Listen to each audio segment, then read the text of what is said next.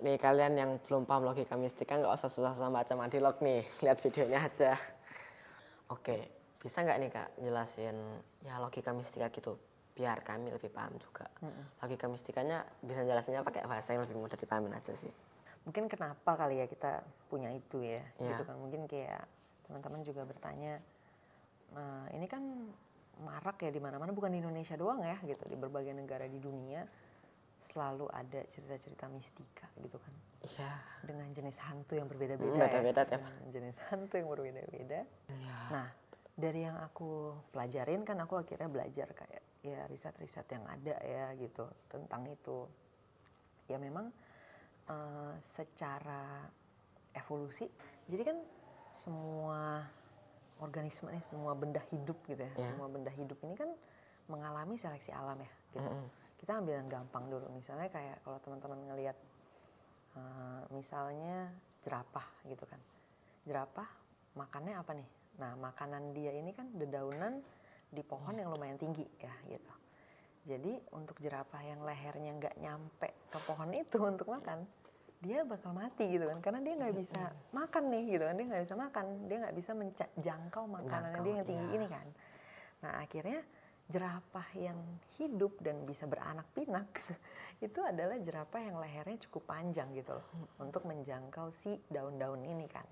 Nah itu kan salah satu contoh yang ada di buku sekolah juga ya. Jadi gampangnya bukan jerapah itu berusaha untuk manjangin leher dia, bukan gitu. Tapi yang lehernya nggak nyampe itu nggak survive istilahnya, ya kan? Nggak bisa survive, nggak bisa bertahan hidup, dan akhirnya nggak bisa beranak.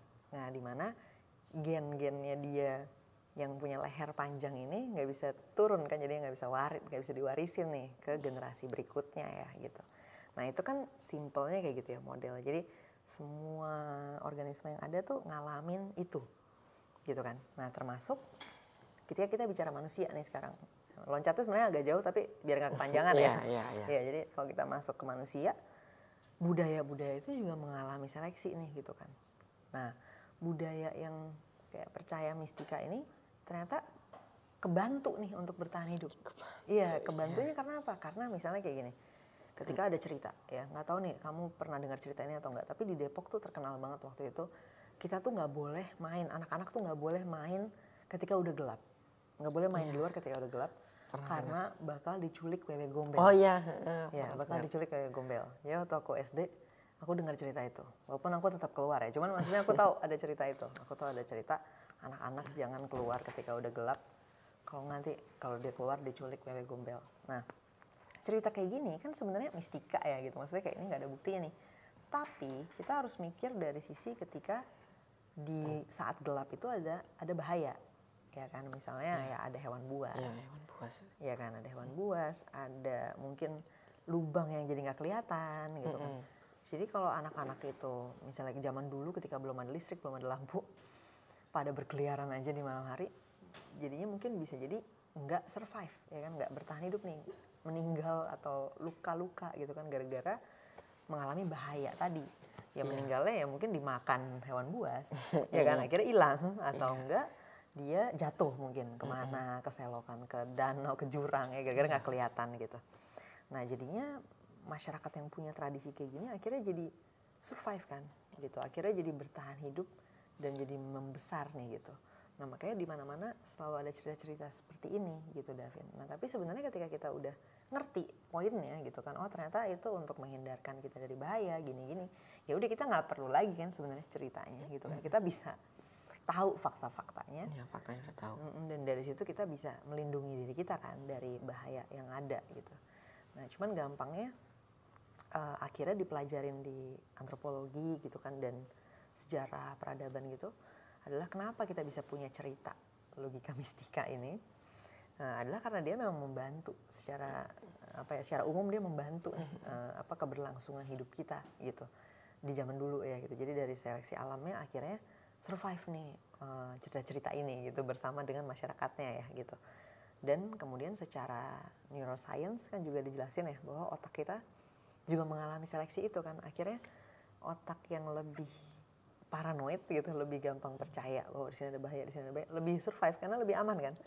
Iya ketika ya kan misalnya kayak jadi contoh bertahan hidup. jadi bertahan hidup. Contohnya kayak cerita yang paling umum kan, bayangin misal ada rumput bergerak-gerak gitu. Nah, ini ada kemungkinan dua nih. Apakah ini predator ya kan, maksudnya yang buas, yang serem gitu kan, ataukah ternyata cuman curut misalnya kecil lah gitu, mungkin ya tikus, curut atau apa hamster gitu ya. Tapi kan sama nih, gejalanya sama-sama gerak-gerak kan, sama-sama goyang-goyang aja nih rumputnya. Nah kalau yang otaknya langsung paranoid, ini mah udah pasti serigala nih, dia langsung lari kan. Nah kalaupun itu ternyata bukan serigala, ya udah nggak apa-apa kan, maksudnya tetap aman buat dia karena dia udah lari juga gitu. Anyway.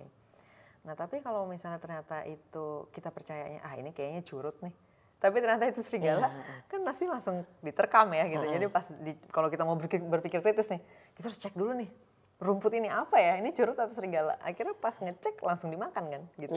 Nah akhirnya orang yang dari dulu yang lebih takut, lebih survive. Bisa kan? survive. Gara-gara dia terhindar dari si bahaya itu kan gitu. Nah makanya secara neuroscience-nya kan gitu, akhirnya dilihat, ternyata otak kita nih kayak gini nih gitu. Otak kita emang jadi punya kecenderungan untuk langsung takut dulu lah gitu ya, langsung yang bahaya dulu gitu. Karena emang kalau kita asumsinya amannya dulu, justru beresiko kan gitu. Justru jadinya ketika kita mau ngecek ini curut atau bukan, ya udah diterkam langsung kayak gitu. Kalau ternyata itu serigala gitu. Nah tapi itu menjelaskan kenapa jadinya kita gampang percaya sama kayak gitu. Terus cerita-cerita itu juga banyak dan kelihatannya kayak apa ya, kayak marak banget lah gitu, kayak populer banget ya gitu, di mana-mana di seluruh dunia ada. Nah itu karena emang proses evolusi kita tuh bikin kita sampai di sini gitu. Tapi menurut aku kan kalau orang bilang ke aku kayak, ya kalau gitu nggak apa-apa dong Chan, kan bantu kita survive gitu ya, maksudnya kan bantuin kita jadi bertahan hidup. Nah kalau itu kamu pernah nggak dibilang kayak gitu? Enggak sih, nggak pernah. Nah kalau menurut kamu gimana Devin? Kan orang bakal jawab kayak gitu, misalnya kayak, ya kalau kayak gitu berarti cerita mistika berguna dong buat kita bertahan hidup. Kalau gitu kenapa harus kita lawan gitu? Kenapa nggak kita rawat aja terus gitu? Nah jawaban kamu? Ya gimana ya, kalau katanya Malaka ini, Tan Malaka kan logika mistika ini menghambat kemajuan Indonesia, jadi disuruh ngilangin. Cuman logika mistika juga ada untungnya juga. Kenapa menurut kamu, kenapa itu bisa menghambat kemajuan kita? Ya mungkin karena misalnya kayak bisa. Waktu itu di Wentira ada itu yang mau nyalon, kok saya nyalon mau jadi apa gitulah, dibawa itu anunya, kayak fotonya gitu dipasang di sana, dia minta di sana, doa saya mau bisa jadi ini, boleh nggak? Waktu itu pas lagi explore nemu gitu. Jadi itu sih bisa menghambat juga, mikir kalau kita mau buat sesuatu gitu mintanya ke yang aneh-aneh gitu, mintanya ke dukun gitu kan, jadi pembodohan. Karena pembodohannya gimana ya? Dan ini asal percaya ke dukunnya juga ngasihnya aneh-aneh, bukan ngasih yang beneran. Bukan yang beneran menjadi solusi gitu ya maksudnya. Kalau dia mau jadi calon misalnya mau jadi kepala daerah, kan sebenarnya ada cara-cara yang benar gitu ya maksudnya. Dia malah minta ke dukun, nggak berhasil. Akhirnya, dukun 1, dukun 2. Uangnya habis di situ, hasilnya juga nggak ada gitu ya. Hasilnya nggak ada. Nah berarti balik ke omongan-omongan tadi gimana, yang soal cerita mistika dirawat aja kan, ini membantu kita untuk bertahan hidup dulu gitu. Contohnya yang tadi kita ceritain kan. Nah itu kamu bakal jawab apa kalau dibilang kayak gitu? Ya sebenarnya nggak harus hantu sih. Ya kan bisa predator gitu. Ya karena manusia udah bikin ancaman baru lah ya. Kalau dulu kan predator, sekarang jadinya hantu gitu. Tapi sebenarnya iya ya, bisa juga mikirnya kenapa hantu, kenapa nggak hewan buas aja gitu ya, ada risiko hewan buas. Tapi kan juga kalau sekarang kalau aku ngeliatnya, kan itu kan di zaman dimana misalnya nggak ada lampu gitu ya, jadi kita nggak boleh kemana-mana ketika gelap kan. Tapi kalau misalnya udah di zaman kayak sekarang terang di mana-mana banyak lampu, kan kita sebenarnya bisa lihat ya ini ada hewan atau enggak gitu kan, ada lubang atau enggak. Jadi sebenarnya gitu ya, sebenarnya kita udah nggak butuh cerita ini untuk bisa selamat gitu nggak sih dari bahaya ya, gitu. Atau contoh yang lain tuh yang ini juga, Devin, kamu pernah dengar nggak sih yang kayak kalau misalnya kita punya cerita hantu penunggu hutan, jadinya nanti hutannya jadi aman gitu, karena kan orang jadi nggak berani nih gitu, karena di situ ada apa yang menunggu gitu ya, kan suka ada gitu ya, ada Iya, hantu penunggu, ya penunggu hutan, penunggu gunung gitu, katanya supaya orang jadinya nggak merusak gitu. Nah itu gimana menurut kamu? Kenapa harus pakai penunggu kayak hantu gitu? Kenapa nggak dijaga, misalnya dijaga pemerintah gitu? Iya kan? Yang jagain itu ya sebenarnya. Yang jaga, malah dibuat cerita-cerita penunggu hantu, penunggu. Nggak perlu sebenarnya. Iya. Kenapa nggak dibuatnya penunggunya yang lain gitu? Malah penunggunya dibuat jadi penunggu hantu biar takut. Harusnya penunggunya beneran dari misalnya petugas gitu ya, emang menjaga ya, menjaga supaya nggak dirusak gitu ya. Iya. Iya, kalau kata teman-teman aku, maksudnya anak-anak kuliahan kan kayak bilangnya, ya lagian itu juga cerita itu juga udah nggak berguna gitu kalau misalnya di hadapan mesin-mesin besar gitu. Karena kenyataannya pas mesin-mesin itu datang buat ngebabat hutan, nggak ada hantunya. Iya, nggak bisa berkutik. Nggak bisa berkutik ya. Iya. Ya.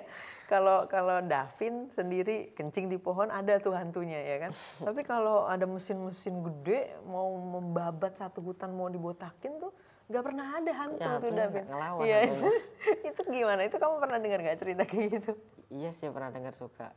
Pas ada mesin-mesin traktor itu nggak pernah ada hantu tuh ya. Iya nggak sih? Ya, Kamu ya. juga mikir gitu nggak? Mikir juga, kalau misalnya ditebang pohonnya sama satu orang sendiri, diganggu dia. Pas ini dia sama mesin gitu nggak ada yang ganggu, padahal bisa lebih banyak itu ditumbangin. Iya kan? Pohon-pohon. Padahal dia bisa numbangin langsung 100, 200, 1000. Ini cuma numbangin satu pohon. Iya kan, katanya, oh ini kena bala nih nanti kalau ini gitu kan. Kalau tentang ini, Davin, tentang hantu yang beda-beda bentuknya gitu, kamu punya pemikiran ya? Kan di Indonesia misalnya ada pocong, tapi kan di Amerika nggak ada ya. Di Amerika kan adanya lebih kayak Dracula ya kalau nggak salah ya. Nah kalau misalnya di mana ada leak gitu. Tapi kan nggak di semua tempat ada leak. Ya mungkin karena cerita juga sih. Cerita bilangnya bentuknya kayak gini juga. Iya ya. Jadi lebih kayak ada sugesti sebenarnya ketika kita lagi ngelihat sesuatu. Oh ini kayaknya kuntilanak nih. Itu gara-gara kita udah pernah punya bayangan dulu ya kuntilanak tuh kayak gimana. Iya, terus diceritakan ke teman-temannya gitu, akhirnya bilang di sini ada kuntilanak gitu ya. Iya, tapi kita nggak pernah ngeliat Dracula di Depok. Iya. Kalau saya mah jangan kan hantu luar, hantu di sini aja nggak pernah ketemu saya. Iya iya. Padahal kamu udah nyari di mana-mana ya. Udah banyak banget tempat yang saya cari, malah nggak nemu-nemu ini. Iya. Bisa nggak Kak dijelasin logika mistika ini menggunakan bahasa yang lebih mudah? Soalnya kan konten saya ini kan memang bertujuan buat generasi saya gini. Iya iya. Apa itu logika mistika gitu Iya. ya? Aku sendiri sih mengenal kata atau istilah itu tuh di bukunya Tan Malaka yang berjudul Madilog ya gitu. Nah di situ Tan Malaka tuh cerita gitu, dia tuh ada keresahan ya terhadap kayak budaya masyarakat kita nih gitu. Nah salah satunya adalah budaya berlogika mistika. Nah logika mistika tuh sebenarnya apa sih? Gampangnya logika mistika itu cara berpikir, ya kan, logika kan cara berpikir ya gitu. Nah logika mistika nih gitu, cara berpikir yang dimana kita mempercayai sesuatu itu benar walaupun sesuatu itu nggak ada bukti ataupun dasar penjelasan apapun gitu ya, dasar penjelasan apapun yang bisa diuji gitu, yang bisa kita tes bareng-bareng nih gitu. Misalnya kayak aku bilang ke Davin, Davin, kamu kalau masukin air ke dalam kulkas tuh jadi, ke dalam freezer tuh jadi es batu loh gitu misalnya. Nah kamu tuh bisa nguji, kamu bisa ngetes itu. Kamu bisa masukin air ke dalam freezer dan kamu bisa cek jadi es batu nggak gitu. Nah kalau ternyata jadi es batu, benar nih omongan aku ya kan. Kalau ternyata nggak jadi es batu berarti salah nih gitu. Tapi nggak tahu sih salah akunya atau kulkasnya rusak ya. Cuman maksudnya sama-sama bisa kita tes lah gitu ya. Iya. Nah sedangkan kalau logika mistika tuh nggak ada nih yang bisa dites gitu. Semuanya tuh penjelasannya di dalam dirinya sendiri gitu. Ya kan misalnya kayak ya ada kita kehilangan uang nih. Terus dibilang, oh itu diambil tuyul. Tahu dari mana? Ya apalagi kalau bukan diambil tuyul gitu. Jadi kayak muter di dalam ceritanya sendiri. Padahal kan harusnya kalau kita mau buktiin ini hilangnya kemana kan harus ada pembuktiannya kan. Kayak bagaimana polisi melakukan pembuktian terhadap kejahatan gitu kan. Kan ada pembuktiannya tuh. Kenapa kita tahu bahwa oh ternyata ini misalnya pencurian gitu kan. Ada pencurian di bank gitu. Kita bisa lihat CCTV gitu kan. Ada buktinya gitu. Oh ini diambil gini. Kalau ini kan enggak ya gitu. Cuman ya diambil tuyul lah, udah pasti gitu. Udah pasti diambil tuyul. Tahunya dari mana gitu? Ya nggak tahu gitu kan, nggak pernah ada penjelasannya kan. Atau enggak cerita-cerita ya kayak cerita-cerita hantu yang kamu cari ya gitu. Kan selalu kalau misalnya nggak ketemu hantunya, ada aja alasannya kan. Kayak oh kamu malamnya salah nih tanggalnya gitu ya. Ini harusnya nyari hantunya di tanggal yang begini nih gitu, nggak bisa di tanggal yang begini gitu kan. Selalu ada alasan kenapa itu benar, tapi bukan bukti gitu. Ya, Nah itu yang dimaksud dengan logika mistika gitu ya. Nah kita tuh si Tan Malaka ngelihat, gila Indonesia nih kaya banget ya akan logika mistika gitu. Di semua tradisi dan semua kayak apa ya ibaratnya daerah gitu selalu ada cerita-cerita logika mistika. Salah satu yang aku baru pelajarin, baru banget aku tahu gara-gara aku mampir ke Pekalongan tuh, ada cerita logika mistika tentang sungai-sungai di Pekalongan. Jadi ada kepercayaan tentang apa logika mistika di situ adalah kalau sungainya tuh lebih berwarna-warni berarti masyarakatnya tuh lebih makmur. Nah terus aku kan diceritain sama mahasiswa ya di situ, mereka ada mahasiswa teknik gitu kan. Jadi tuh bilang itu padahal ternyata pas ditelusurin warna-warninya tuh datang dari limbah batik gitu. Jadi sebenarnya itu berbahaya, justru harusnya kita tidak merayakan sungai yang berwarna-warni ini karena itu justru berbahaya gitu. Ya kayak gitu contohnya gitu. Kamu pernah nonton Happy Feet nggak? Film tentang penguin gitu. Nah, kamu coba tonton Happy Feet ya. Menurut aku itu adalah film anak terbaik untuk menjelaskan logika mistika. Karena itu ceritanya tentang gini. Jadi kayak dalam keluarga penguin itu ada kepercayaan apa gitu. Terus anak-anaknya tuh berusaha menguji itu gitu kayak. Dan ternyata akhirnya ketahuan bahwa penyebab dari mereka jadi kehilangan makanan mereka tuh bukan gara-gara kurang sesajen. Jadi ceritanya tuh kayak mereka, si masyarakatnya percaya ini kita gara-gara kurang sesajen nih, gara-gara kita hidup nggak sesuai dengan jalan ini gitu. Nah akhirnya mereka kehilangan ikan, jadi mereka kehabisan ikan. Nah ternyata ketika si anak-anak ini bertualang nelusurin gitu ya, akhirnya ketemu bahwa ikan-ikan itu tuh dijaring sama manusia. Iya pakai kapal gede-gede gitu, jadi ikannya tuh habis gara-gara bener-bener diserok langsung segumpul gitu kan, diserok, akhirnya penguinnya tuh nggak kebagian ikan gitu, gara-gara ikannya tuh kita ambil. Nah itu film menurut aku bagus banget sih, dan itu film anak ya, jadi pas harusnya buat anak-anak, buat SD, anak-anak SMP, buat Safia mungkin bisa nonton itu, gitu.